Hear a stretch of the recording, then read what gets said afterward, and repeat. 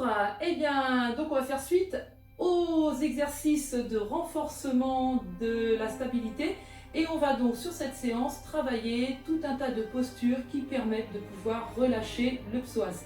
Le psoas iliaque, c'est ce muscle qui permet d'élever la jambe devant, c'est-à-dire que quand on élève la jambe ici devant, c'est le psoas qui actionne le mouvement, la mécanique. Le psoas, il prend son origine ici dans le dos, au niveau des lombaires. Il passe dans la hanche, je ne sais plus où il s'accroche exactement, mais il y en a un autre après qui arrive et qui revient donc de la hanche et qui vient ici s'accrocher au niveau de la cuisse. Donc quand on fait des abdominaux où on travaille ce genre de choses-là, ici les jambes qui s'actionnent, bon effectivement on fait un peu les abdos, mais on fait surtout le psoas, c'est pour ça qu'on a mal souvent aux cuisses quand on le fait. Donc là l'idée, on va travailler tout un tas d'enchaînements de postures. Vous prendrez ce qui vous convient. Moi, je vous fais part de ce que je connais, de ce que je travaille de temps à autre, parce que j'ai eu mes petits soucis de psoas. Et puis, vous faites votre petite salade perso, il n'y a pas de problème. Moi, l'idée, c'est juste de pouvoir vous diriger sur certaines petites choses. Voilà. Très bien. Et bien, on va commencer par des postures qui se font en fente. Donc, on va prendre une grande fente. Voilà. Et on va avoir donc la jambe loin derrière. La jambe ici, elle est vraiment à 90 degrés, dans la mesure du possible. Si vous n'y arrivez pas, c'est pas très grave. Là maintenant, je vais poser ma main soit par terre, soit sur votre pied. Ça, c'est vous qui voyez. Moi, je préfère sur le pied. C'est un vide qui glisse. Et on tend en regardant la main. Donc, on a une belle planche latérale. Et on va regarder la main. Et on revient. On tend. Et on pousse, on remonte sur les deux jambes tendues. On regarde. La main vers le haut, c'est ce qu'on appelle le triangle. On refait encore une fois, pencher, tirer. Et regardez vers le haut. On passe sur la posture du cavalier.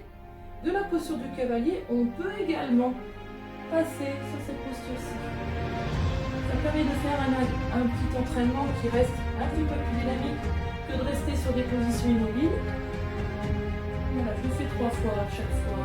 Après, c'est vous qui pouvez voir en faire davantage. Je regarde devant, je bascule, je regarde, on lève.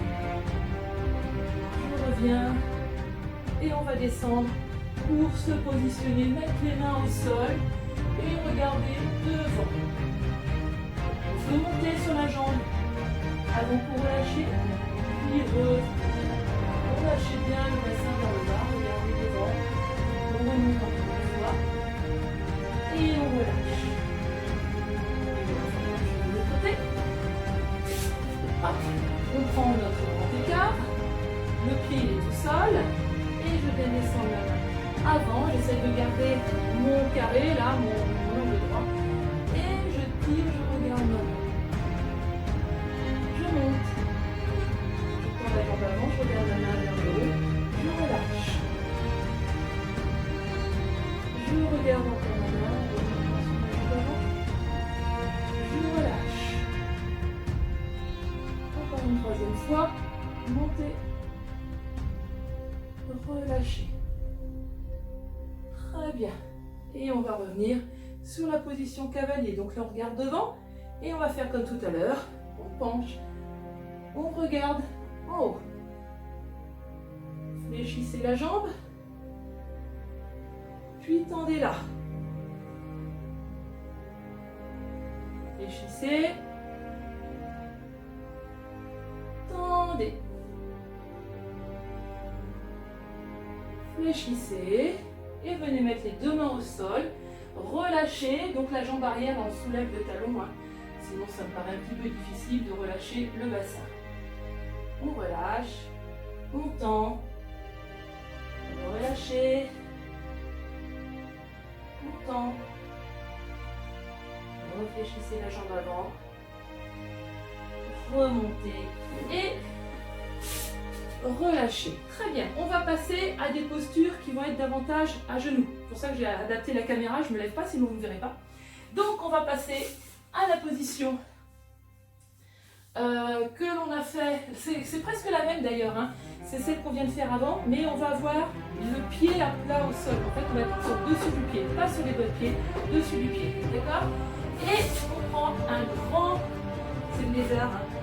C'est une position sur laquelle on le fait facilement, on descend sur les coudes quand on est chaud, d'accord? Donc là, je ne vous oblige pas à le faire, ça n'a pas forcément d'intérêt, sinon ça rend du dos. Et on relâche bien le bassin, voilà. Puis on va remonter à quatre pattes. Et là ici, la jambe qui est devant, on va juste la faire monter vers le haut. Et on ramène et on remonte. On ramène, on remonte. On ramène, on relâche. Donc là l'idée c'est d'étirer complètement le plus possible, hein. Et on va faire donc l'autre jambe. Une grande fente, glisser la jambe derrière, sur les mains, sur les coudes, relâchez bien le corps, quoi qu'il en est, d'accord? Voilà. On relâche, et là on va ramener la jambe qui est devant, je vais mettre la patte complètement, et passer à cette position, hop, ici, la jambe vers le haut, on relâche, monte, relâche, monte, derrière, relâche, monte. Alors on est d'accord, ce sont des exercices qui peuvent être faits pour travailler les fessiers. Là l'idée c'est d'étirer, de tirer sur les jambes pour pouvoir contribuer à étirer notre psoas. D'accord? Petit exercice, où là ici, on va, j'espère que j'arrive à le faire, généralement j'ai des crampes quand je le fais. Donc ça va être de relâcher les mains sur les talons, on pousse le bassin vers l'avant, on regarde vers le haut. Les poussées peuvent descendre ici sur les pieds, descendre sur les coudes éventuellement, voire plus. Moi, je ne suis pas assez chaude, je ne vais pas le faire suffisamment. Je suis toute jeune, hein, on y pense. Et donc sinon, si on n'a pas réussi à descendre, on prend appui à genoux et on pousse le bassin vers l'avant. Et on reste un petit peu. Si on n'est pas bien, on relâche. Et quand on relâche, on fait attention à gainer son bassin, on ne relâche pas n'importe comment. Et on repousse. Voilà. Ça, c'était pour les étirements qui peuvent être effectués à genoux. On va maintenant faire une série d'étirements qui peuvent s'effectuer en étant assis au sol. Donc, on va faire le premier. En effectuant dans un premier temps un petit test de comment ça s'appelle, de souplesse. Voilà, parce qu'on pense qu'on n'est pas souple, parce qu'on va pas loin. Alors, pas souple, je vais me mettre de profil pour que vous puissiez voir. Donc, il nous manque une jambe, mais c'est pas grave. L'idée, c'est d'arriver à garder le dos droit. Les gens qui se tiennent comme ça va être difficile parce que vous allez tirer sur le haut du corps, vous allez tirer sur le dos, vous risquez de vous blesser plus qu'autre chose. Soulevez-vous, hop, on pousse les fesses en arrière et on a le dos droit. Ceux qui ont du mal, avancez comme si vous vouliez faire une course de grand écart. Ça se fait, hein, j'en ai vu, donc ça n'a pas vraiment d'intérêt, mais c'est ce qui va vous aider à positionner le postérieur en arrière et à garder le dos droit, d'accord? À partir de là, je vais mettre un peu en arrière, voilà. On va glisser les mains le plus loin possible. Alors si le dos s'arrondit, là c'est pas grave. Ce qu'il faut, c'est relâcher le corps et voir jusqu'où vous allez avec les mains. Vous allez le plus loin possible, inspirez et expirez, parce que les expirations sont toujours facteurs de décontraction. C'est pour ça qu'on vous demande de faire les efforts à l'expire. Vous prenez visuellement le repère de là où vos doigts ont été le plus loin. Vous relâchez. Et là, on va se faire un petit massage. Un petit massage où on va masser sa nuque, ses épaules, les trapèzes, les oreilles, lobe des oreilles, toutes les oreilles, la nuque encore, la gorge, pourquoi pas, le cuir chevelu, on peut faire des petits points d'acupression avec les doigts. Donc là, n'hésitez pas, l'idée c'est de se décontracter. Donc là, on peut passer le plus loin possible, on s'aide pour aller loin avec les bras. L'idée c'est de bien masser toute cette partie ici, de se détendre, de se faire du bien. Et là maintenant, on va lâcher le corps et vous allez normalement constater que vos doigts vont plus loin, facile 5 cm sans aucun problème. Voilà. Donc ça c'était juste pour le petit instant ah, j'arrive plus à parler. Le petit instant de test. Voilà. Très bien. Là en attendant, on se met droit, poussez, mettez les mains derrière les cuisses, poussez et tirez-vous, grandissez-vous vers le haut. Relâchez bien le poids du corps vers le bas. Tranquille. Très bien. On va relâcher. Et là, cette fois-ci, on va, alors attendez que je ne dise pas de bêtises, on va refermer les deux pieds. Et là, on va attraper un pied comme si, enfin pas un pied, mais un tibia, comme si votre jambe était un bébé dont vous la prenez dans les bras. Alors l'idéal, c'est de garder ce genou-là au sol, mais ça, on n'a pas la souplesse, moi la première. Et là, ici, on tire la jambe vers soi, on la garde dans les bras. Et on reste un petit moment et on se décontracte. Toujours pareil, décontraction, c'est notre mot. On relâche et on va changer de jambe. Hop, pareil. Ça, donc c'est pareil. Prenez les mouvements qui vous intéressent, qui vous parlent. Et là, moi, cette jambe-là, elle est moins souple, elle monte moins facilement, en tout cas au niveau du pied. Parce que ça, la souplesse articulaire, on n'est pas égaux. Moi, je sais que je ne ferai jamais le grand écart parce que j'ai une butée osseuse entre le fémur, le col du fémur et la hanche. Donc, à moins de me péter la hanche, il n'y a aucun moyen pour moi de faire grand écart. Voilà, ça c'était le numéro 2. On va maintenant travailler directement sur le dos et on va faire un pont, un demi-pont. Donc, vous pouvez attraper vos pieds si vous le souhaitez. Ça, c'est pareil. Question de souplesse, c'est pas un problème. L'avantage, c'est que ça évite de glisser. Et on va ponter pour monter le corps le plus haut possible. C'est pour ça que de s'attraper les chevilles, c'est un bon moyen. Mais il ne faut pas se contracter. On relâche, inspire et expire. Montez. On fait encore une troisième fois sur un cycle inspiratoire. Inspire et expire. On peut le faire le contraire au niveau de l'inspire-expire, ça n'a aucune importance. Principale, c'est de relâcher. Très bien, on profite qu'on est sur le dos. On va joindre les deux plantes des pieds le plus près possible du bassin. Ce qui est important, c'est de garder le sacrum bien collé au sol. On peut mettre le poids des mains sous les cuisses pour relâcher. Et on laisse faire. Voilà, on relâche. On peut bouger un petit peu, mais c'est une position où on est quand même bien bloqué. On se relâche tranquillement. Ok, on referme. Donc ça, bien évidemment, vous pouvez le faire comme vous le sentez. On va faire le même. On va... Ah oui, non, excusez-moi, sur le dos, il y en a un autre. Sur le dos, où on va attraper ses pieds comme ceci. Alors, comme vous voulez, l'idée, ça va être de pouvoir écarter à ce niveau-là, mais en maintenant les pieds dans les mains. Voilà, et on relâche. Donc ça vous tire les genoux un petit peu vers le haut, mais en même temps, ça évite de remonter les genoux. Et là, les psoas ne sont pas du tout tendus. Donc là, ils se relâchent. On étire davantage sur les adducteurs. Voilà, on relâche. Et là, on va rouler sur le dos. Je n'ai pas dû faire tout à l'heure, mais bon, c'est pas grave.